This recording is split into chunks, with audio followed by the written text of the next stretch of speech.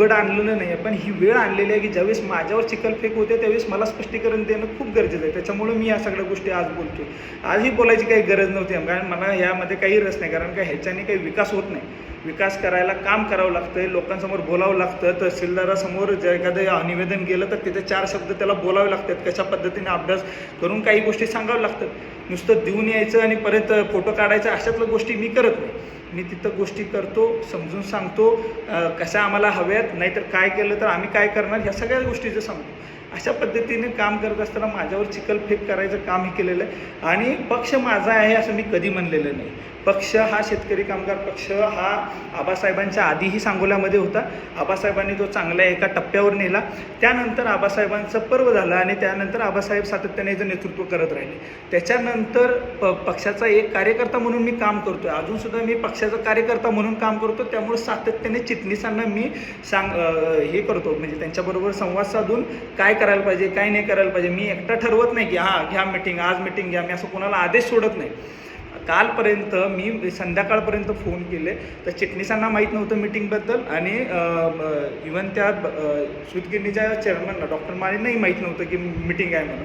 आणि रातोरात फोन करून लोकांना वेटीस धरून बोलवायचं, त्यांना नाही ते बोलायचं, मी असंच करतो, मी हे झाल्यावर तसंच करतो. अशा पद्धतीचं राजकारण सांगोला तालुका सहन करणार नाही. आणि शेतकरी कामगार पक्षानं विचार करावा की ह्याचं कुठल्या दिशेने चाललेलो आहे आपण, आणि अशा तऱ्हेचं दमदाटीचं राजकारण इथून पुढच्या कालावधीमध्ये कोणीही सहन करणार नाही.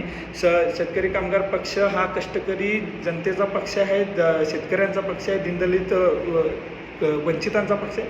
त्यामुळं सातत्याने अशा लोकांसाठी काम करत राहील. वैयक्तिक स्वार्थ, वैयक्तिक गोष्टी, गाड्या घोडं अशाला बळी पडणारा कोणताही हा पक्षाचा कार्यकर्ता नाही आहे.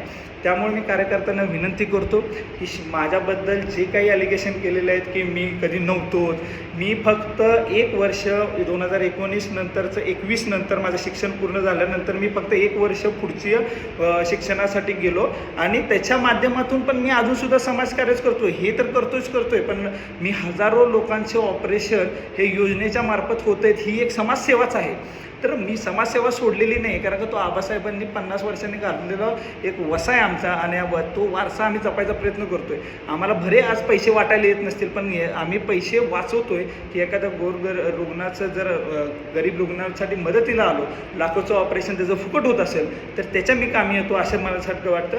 आम्ही काय निवांत बसून कोण मला पैसे पुरवतंय, कोण मला रसद पुरवतोय, किंवा घरातलं कोणतरी मला पुरवतंय अशातला भाग नाही.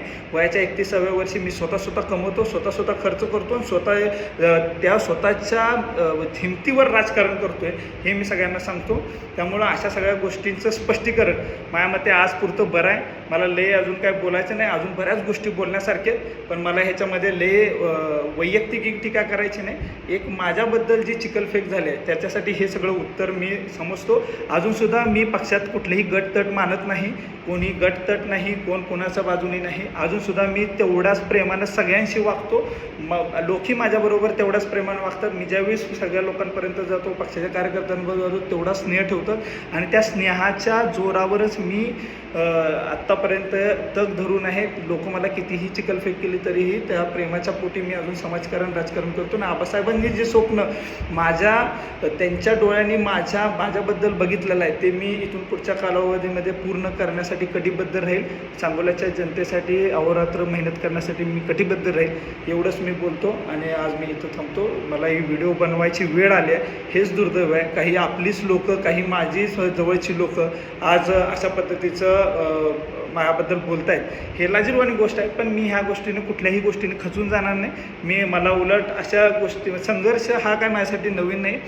जे इलेक्शन मी हारल्यानंतर कोणत्या परिस्थितीतून मी, दादा, माझी आई, मी, दादा असतील, आई असतील, आम्ही ह्या कशातून हे कुटुंब आम्ही तिघं कसं वर आलो आहे, कसं मी त्याला स्टेबल केले हे मला माहिती आहे. आणि हे संघर्ष करत असताना हा तर किरकोळ संघर्ष आहे, याला मी पुजत पण नाही, असा हा संघर्ष आहे. त्यामुळं ह्याला मी एवढं टेन्शन घेत नाही. पण लोकांबद्दल, माझ्याबद्दल जी चुकीची इमेज तयार करायचा प्रयत्न जे करतायत त्यांच्यासाठी हे उत्तर आहे. एवढंच मी संबोधतो. एवढं बोलून मी थांबतो.